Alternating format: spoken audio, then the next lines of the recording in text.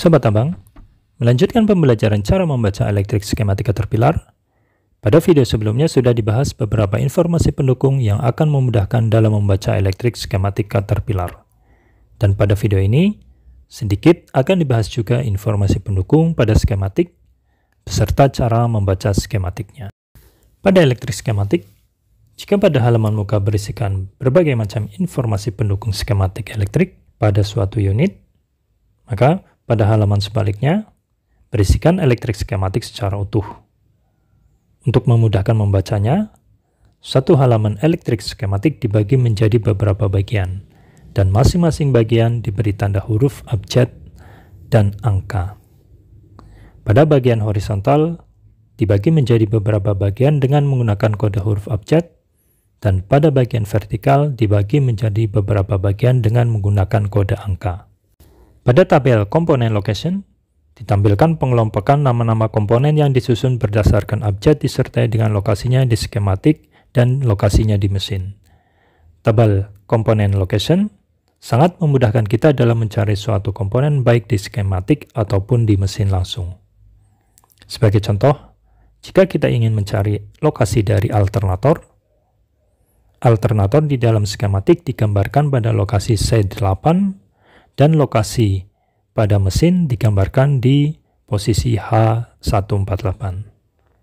Demikian juga, jika kita ingin mencari lokasi dari bus pressure sensor, maka di tabel akan ditunjukkan lokasi dari bus pressure sensor adalah di C3, dan jika kita mengacu pada lokasi di unit, akan ditunjukkan pada lokasi H147. Pada bagian pojok kanan bawah, terdapat kode warna grup kabel yang digambarkan pada skematik. Sebagai contoh, ditunjukkan warna hitam untuk ground circuit, warna merah untuk kabel-kabel yang tetap bertegangan ketika kunci kontak dalam kondisi off, dan warna orange untuk starting circuit. Warna-warna lainnya juga ditunjukkan pada tabel tersebut. Kemudian, ditampilkan juga simbol-simbol di kelistrikan seperti simbol kabel yang tersambung dan kabel yang tidak tersambung. Pada tabel selanjutnya, ditampilkan juga singkatan warna-warna kabel yang terpasang pada unit tersebut. Misalkan, jika pada skematik tertuliskan huruf RD, maka menunjukkan warna kabel pada unitnya adalah kabel warna merah. Jika tertuliskan KY, berarti kabelnya adalah warna ungu, dan jika tertuliskan PU, menunjukkan kabelnya berwarna biru. Oke, sekarang mari kita lihat skematik pada CAT 777D. Sebagai contoh, kita ingin mempelajari rangkaian elektrik pada atmospheric pressure sensor. Jika kita belum mengetahui lokasi dari komponen atmospheric pressure sensor, lihat dulu lokasinya pada tabel nama komponen. Pada tabel, lokasi dari atmospheric pressure sensor ditunjukkan pada nomor H146. Dan lokasi di skematik adalah di C3. Lokasi H146 ditunjukkan berada di area depan engine dan lokasi di skematik adalah C3, maka kita dapat mencarinya pada baris C dan pada kolom ketiga. Pada skematik, ditunjukkan atmospheric pressure sensor dengan part number 161-9926, memiliki 3 buah kabel. Ketiga buah kabel tersebut masing-masing diberi kode angka dan huruf. Misalkan pada pin A, terdapat kabel yang diberi label dengan kode 997-C9OR-18. Adapun arti dari kode tersebut adalah angka 997 menunjukkan nomor label dari kabel tersebut. Kode C artinya adalah kode identifikasi harness, angka 9 menunjukkan nomor kabel pada harness C, dan OR adalah singkatan dari kabel yang berwarna orange. Kemudian, angka 18 menunjukkan ukuran dari kabel tersebut. Atmospheric pressure sensor terhubung ke engine SCM melalui 3 buah kabel yang berada di dalam satu harness. Ketiga kabel tersebut adalah kabel nomor 997 yang berwarna orange, terhubung ke pin A pada sensor. Kabel nomor 993 berwarna coklat, terhubung ke pin B pada sensor.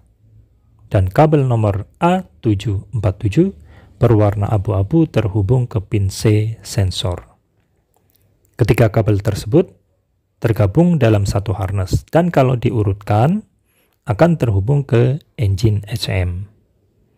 Kabel nomor 997 akan terhubung ke engine HM pada konektor C1 pada pin nomor 36. Kabel nomor 993 akan terhubung ke pin nomor 30 pada konektor C1, sedangkan kabel nomor A747 akan terhubung ke pin nomor 20 pada konektor C2.